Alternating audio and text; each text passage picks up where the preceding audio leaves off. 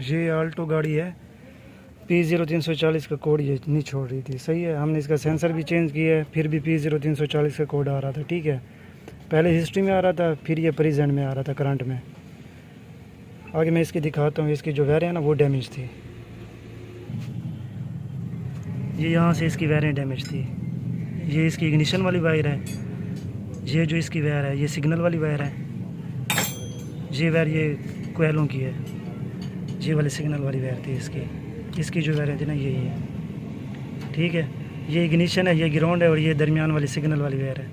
ये सिग्नल वाली वायर में भी मसला था और इग्निशन वाली वायर में भी, इसलिए P0340 का कोड नहीं छोड़ी थी गाड़ी। कोड हम पहले क्लियर करते थे, बाद में आ जाता जब गाड़ी स्टार्ट करते थे, लंबा सेल्फ लेती थी गाड़ी। ठीक है,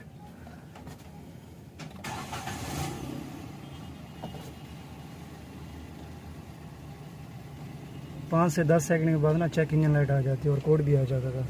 ठीक है, माशाल्लाह से ओके। जो इसकी इग्निशन टाइमिंग है ना वो मैनिस में चली जाती थी, उसको मैनिस में नहीं जाना चाहिए।